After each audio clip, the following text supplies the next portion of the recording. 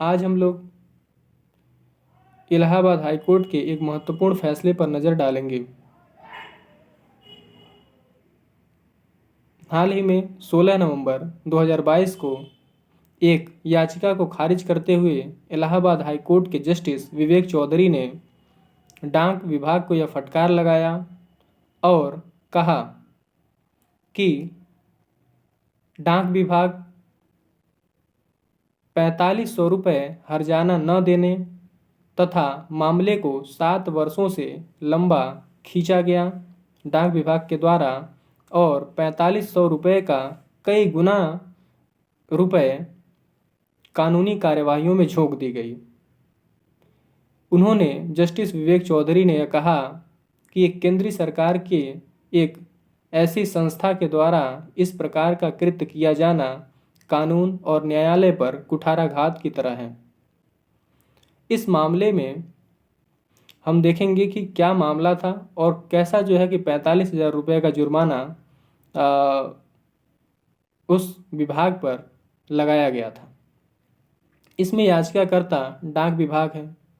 डाक विभाग के खिलाफ मुरादाबाद अस्थायी लोक अदालत ने 30 दिसंबर 2014 को यह निर्णय सुनाया था, यह फैसला सुनाया था कि डाक विभाग को 4500 रुपये का हर्जाना उस व्यक्ति को देना होगा जिस व्यक्ति का डाक विभाग ने पासपोर्ट और डीडी खो दिया।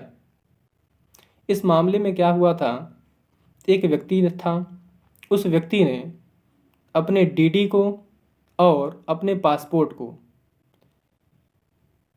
कहीं भिजवाया था स्पीड पोस्ट के द्वारा, जिसमें गलत वितरण के द्वारा या किसी भी माध्यम से पोस्ट ऑफिस ने क्या किया कि उसके पासपोर्ट को और डीडी को गुम कर दिया, खो दिया। तदुपरांत उस व्यक्ति ने डाक विभाग के खिलाफ मुकदमा लाया और इस मुकदमे की सुनवाई मुरादाबाद अस्थायी लोक अदालत ने किया, जिसमें निर्णय सुनाया उसने 30 दिसंबर 2014 को। और उस निर्णय में अस्थायी लोक अदालत ने 4500 रुपये का हर्जाना डाक विभाग पर लगाया और इस निर्णय के विरुद्ध डाक विभाग 2015 में इलाहाबाद हाई कोर्ट में याचिका डाल दी। यह याचिका विचाराधीन रहा और अब जाकर के 16 नवंबर 2022 में इस याचिका को इलाहाबाद हाई कोर्ट के द्वारा खारिज कर दिया गया और कहा गया कि 7 वर्षों से इस मामले को इतना लंबा खींचा गया, इसमें इतने रुपए झोंक दिए गए। 4500 रुपया न देना और उसका कई गुना रुपया खर्चा कर देना कानूनी कार्यवाहियों में ये किसी भी प्रकार से अच्छा या ठीक नहीं माना जा सकता।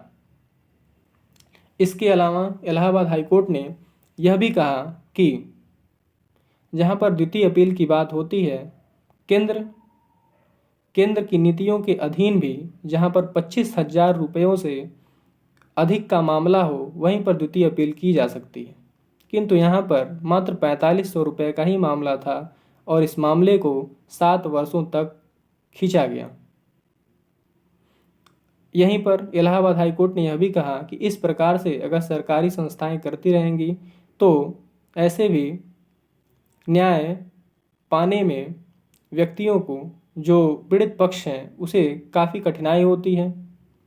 इसके अलावा जो विभाग हैं, जो सरकारी संस्थाएं हैं, वह अपने पावर का, वह अपने शक्तियों का दुरुपयोग करती हैं।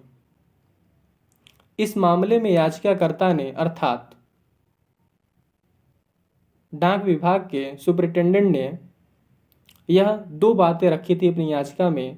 पहला उसने यह रखा था कि डाक विभाग अधिनियम की धारा 6 के अंतर्गत यदि किसी व्यक्ति का कोई सामान गुम हो जाता है या गलत वितरण हो जाता है तो उसका दायित्व उस विभाग पर नहीं होगा, अर्थात डाक विभाग उसके लिए दायित्वाधीन नहीं होगा। पहला तो उसने ये प्ली लिया था। दूसरा प्ली उसने लिया था याचिकाकर्ता यहाँ पे डाक विभाग है, उसने कि अस्थाई लोक अदालत मुरादाबाद के द्वारा जो निर्णय सुनाया गया उसे उस अदालत को उस अस्थाई लोक अदालत को सुनवाई करने का अधिकार ही नहीं था इस मामले में। इस बात पर इलाहाबाद हाई कोर्ट ने यह कहा कि जहाँ तक जुरिडिक्शन का बात है तो अधिनियम की धारा 20 और 22B के अधीन अस्थाई लोक अदालत को इस प्रकार के मामले में जुरिडिक्शन प्राप्त है। वहीं पर उसने जहाँ पर याचिकाकर्ता ने धारा 6 में का प्ली लेते हुए यह कहा था कि यदि किसी का सामान गुम हो जाता है या गलत वितरण के द्वारा गुम हो जाता है तो उसके लिए डिपार्टमेंट दायित्वाधीन नहीं होगी। इस बात पर इलाहाबाद हाई कोर्ट ने कहा कि यह जो आप बातें कह रहे हैं, धारा 6 का जो आप बचाव ले रहे हैं, यह मात्र नियमित डाक के लिए है, अर्थात रजिस्ट्री के लिए है, न कि स्पीड पोस्ट के लिए। उसने कहा कि स्पीड पोस्ट में व्यक्ति अधिक पेमेंट करता है अपनी सुविधा और सुरक्षा के लिए, तो आप यहाँ पे धारा 6 का प्ली नहीं ले सकते हैं। अर्थात यहाँ पर 4500 रुपये का जुर्माना अर्थात जो हर्जाना लगाया गया है डाक विभाग पर अस्थाई लोक अदालत के द्वारा, उसे हाई कोर्ट ने वैध ठहराया है और डाक विभाग को यह फटकार लगाया है कि इस प्रकार से यूं ही इस प्रकार के मामलों को ज़्यादा न खींचा जाए। तो आज के लिए बस इतना ही। धन्यवाद।